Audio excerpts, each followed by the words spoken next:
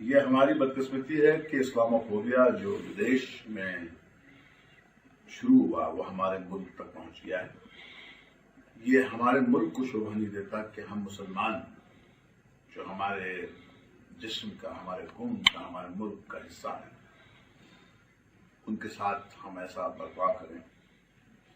کیونکہ George W Bush نے terror کے خلاف جنگ کا اعلان کر کے اپنی راجنیتی کا کھیل تو کھیل دیا، مگر 1 بلین مسلمان لوگوں کو اس نے کٹگرے میں کھڑا کر دیا۔ اس سوچ کے خلاف ہندوستانی کو لڑنا چاہیے۔ ہر ہندوستانی کا فرض ہے کہ وہ اس برین واشنگ کا شکار نہیں ہو جو میڈیا کے دوارا CNN اور ان کے جو فاکس کے چینلز کے تھرو اور ان کی جو اخباروں کے تھرو یہ جو آئے دن ہر مسلمان پہ انگلی اٹھائی جاتی ہے، یہ ہمیں کوشچن کرنا چاہیے اور ہمیں اس سوچ کے خلاف لڑنا چاہیے۔ اور دوسری بات کہ ہم اپنے ملک میں ٹیررزم سے کیسے جوجھتے ہیں وہ ایک کمپلیٹلی الگ ایشو ہے، کیونکہ ٹیررسٹ جو ہوتا ہے اس کا کوئی مذہب نہیں ہوتا، اس کا کوئی چہرہ نہیں ہوتا، اس کا کوئی ملک نہیں ہوتا، وہ ایک ایسا راکشس ہے جس کو 21ویں صدی اب سمجھنے اس نے شروع کیا، اور جب تک ہم یہ نہیں سمجھ لیتے کہ یہ رنگ بدلتا ہوا ایک راکشس ہے جو کبھی یہاں نظر آتا ہے تو وہاں نظر آتا ہے، اگر وہ ممبئی کے ٹرین میں بلاسٹ کراتا ہے تو پھر وہ سڈنلی نارتھ ایسٹ میں بھی نظر آتا ہے، پھر سڈنلی وہ چھتیس گڑھ کے گاؤں میں نظر آتا ہے، تو ہر قسم کے ٹیررسٹ ہیں، مگر میڈیا جو ہے وہ کیول اسلامک ٹیررزم کو ہی ایک چہرہ دیکھ کر اس کا ذکر کرتی ہے، جیسے کرسچن ٹیررسٹ نہیں ہے، جو ٹیررسٹ نہیں ہے، تمل ٹائیگر جو ہے ٹیررسٹ نہیں، ٹیررسٹ یہ تو ہماری بدقسمتی ہے کہ ہم نے اپنی سوچ جو ہے ایک ہی قسم کے لوگوں کے ذریعے ٹیررزم کو سمجھنے کی کوشش کی ہے، اور جو لوگ مذہب کے نام پر خون بہاتے ہیں، مسلمان جو ہے وہ جانتا ہے کہ ان کا اسلام سے کوئی لینا دینا نہیں ہے، کیونکہ کہیں بھی قرآن شریف میں اس کا ذکر یہ نہیں ہے کہ آپ معصوم لوگوں کا خون بہاؤ پھر آپ کو جنت میں ایک جگہ ملے گی، یہ بالکل نہیں۔ انفیکٹ معصوم لوگوں کو جنگ میں شامل کرنا، بوڑھوں کو شامل کرنا، عورتوں کو شامل کرنا، جانوروں کو شامل کرنا قرآن شریف میں اس کے خلاف ایک آرڈر ہے۔ تو یہ بات ہر مسلمان جانتا ہے، اور یہ ہر مسلمان کا کرتویہ ہے کہ یہ سوچ جو ہے وہ عام جو ان پڑھ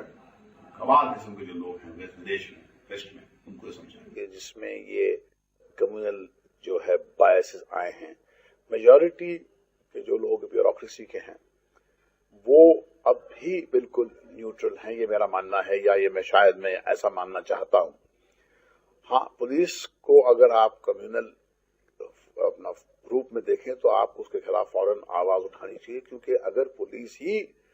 گراؤنڈ لیول پہ ہی کمیونل ہو کر ناانصافی کرے گی تو پھر تو آپ کے پاس کوئی امید ہی نہیں بچے گی۔ مگر اس کڑوی سچائی کا ہم کو سامنا کرنا چاہیے کہ ہاں، کمیونلزم جو ہے ہمارے سسٹم میں پرویش کر چکا ہے،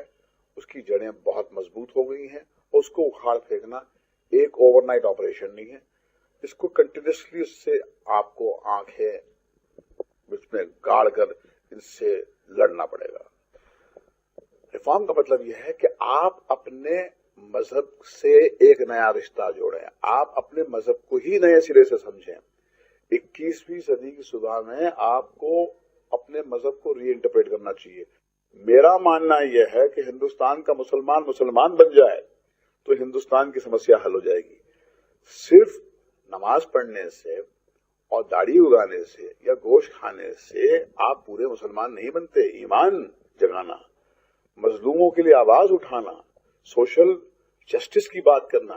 کہیں پر اگر ایک اینٹ جس پہ